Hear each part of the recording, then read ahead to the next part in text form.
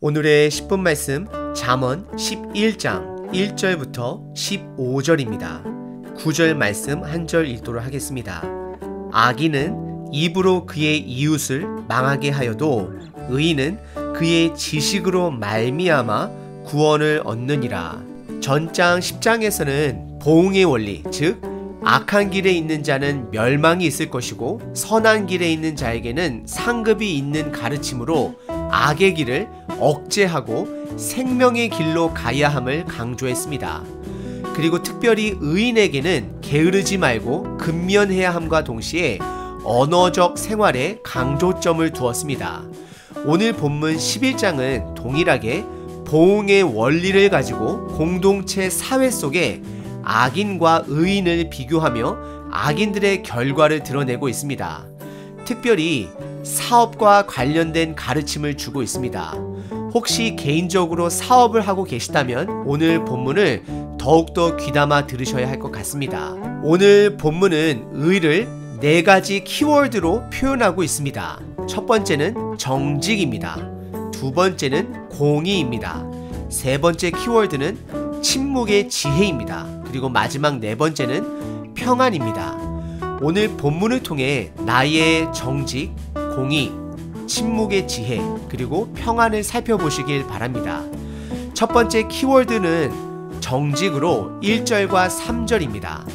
사악한 자와 정직한 자를 비교하시며 정직한 삶을 살아야 함을 강조하고 있습니다. 첫 번째 본문의 악한 자들의 표현을 3가지로 표현하고 있습니다. 첫 번째는 속이는 저울, 두 번째는 교만, 마지막 3번째는 사악한 자라고 표현을 하고 있습니다. 반면에 정직한 자의 표현으로는 3가지로 첫 번째는 공평한 추, 두 번째는 겸손한 자, 세 번째는 정직한 자로 표현을 하고 있습니다. 1절의 시작이 속이는 저울은 여호와께서 미워하시나 공평한 추는 그가 기뻐하시느니라 라고 말을 하며 속이는 저울과 공평한 추를 대비하며 부정한 사업 행위는 분명한 악임을, 죄악임을 성경은 드러내고 있습니다. 그리고 2절에서는 교만과 겸손을 사용하며 하나님 앞에서 겸손히 의를 행하는 사람과 사람을 속이며 그리고 하나님까지 속일 수 있다라고 생각하는 악한 자의 교만을 지적하고 있습니다. 그리고 3절은 결론 부분으로 하나님이 주신 도덕 질서 안에 정직한 자의 성실은 그 길을 인도함을 받을 것이다 라고 말을 하고 사악한 자의 패역은 망하게 될 것을 성경은 말합니다. 우리들의 사업장에서도 하나님의 의가 정직으로 드러나야 함을 잠언은 가르쳐 주고 있습니다. 여러분들은 하나님 앞에 정직하십니까? 우리는 정직해야 합니다. 아담과 하와의 가장 어리석은 행동 중에 하나가 죄를 짓고 나서 하나님으로부터 그 죄를, 그들의 모습을 숨길 수 있었다라고 생각했었습니다. 그리고 가인도 동생 아벨을 죽이고 나서 그 사실을 하나님 앞에 숨길 수 있었다라고 믿었습니다. 하나님은 다 알고 계십니다. 정직은 완벽한 삶을 말하는 것이 아니라 나의 죄를 인정하고 바로잡는 행동 또한 정직이 될 수 있습니다. 정직한 삶을 사시는 저와 여러분 되시길 바랍니다. 그리고 두 번째 키워드는 공의입니다. 4절서부터 6절입니다. 4절에 우리들의 재물은 마지막 날에 아무런 이득이 없지만 우리들의 공의로운 삶은 죽음에서 건진다라고 말을 합니다. 이 세상에는 공의로운 사람은 한 사람도 없음을 로마서 3장 23절에 분명하게 말하고 있습니다. 하지만 우리가 예수님의 대속죄, 즉 나를 위해 죽어주심으로 그 죄값을 치러주신 것을 믿는 자들은 하나님께서 공의로운 자로 보시는 것입니다. 그리고 우리는 이런 칭의 구원, 즉 의롭다 여겨주시는 것에 머물러서 그 안에서 안식하는 사람은 절대 공의로운 자가 아닙니다. 받을 자격이 없는 은혜를 받은 자는 그 은혜에 나름대로 반응하며 살아야 하는 것이 공의로운 자의 자세인 것입니다. 우리는 비록 공의롭지 않지만 예수님의 대신 죽음으로 공의로운 삶을 살아갈 수 있는 큰 은혜를 얻은 자들입니다. 그래서 5절에 완전한 자의 공의는 자기의 길을 형통하게 되고 악인은 본인의 악으로 넘어진다 표현합니다. 그리고 6절에서는 첫 번째 키워드였던 공의하고 연결시키고 있습니다.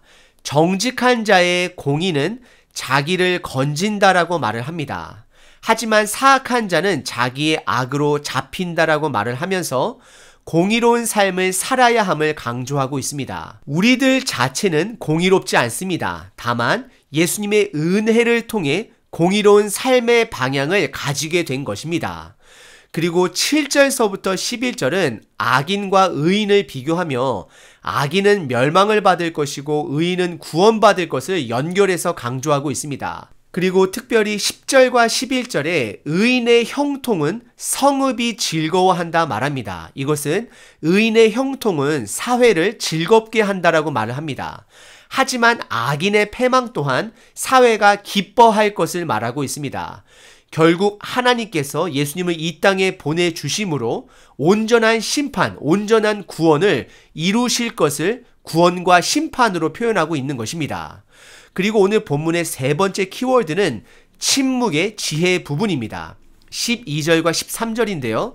남을 쉽게 판단하는 자는 어리석은 자이고 침묵으로 시간을 갖고 지켜보는 자는 지혜롭다라고 말을 하고 있습니다. 지혜가 없는 자는 이웃들의 허물을 바로 멸시함으로 반응하는 자들이고 남의 허물을 쉽게 누설하는 자이지만 명철한 자는 지혜 있는 자로 잠잠히 침묵으로 지켜보고 남들의 어려운 부분의 고백을 비밀로 지켜준다라고 성경은 말합니다. 결국 지혜가 없는 자들은 남들의 허물을 즉각적으로 멸시함으로 반응하는 자다라고 말을 하고 있습니다.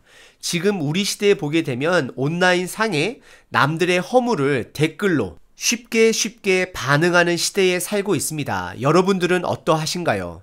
모든 상황에 즉각적으로 남들을 비난하시나요? 아니면 시간을 가지고 조금 더 지켜보는 마음의 여유를 가지고 계신가요?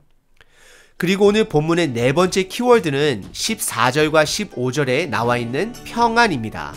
14절에 지략이 없으면 백성이 망하지만 지략이 많으면 평안하다 말합니다.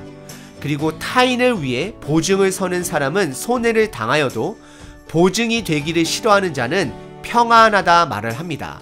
결국 지혜가 있는 자의 삶에는 평안이 있을 것을 말하고 있습니다.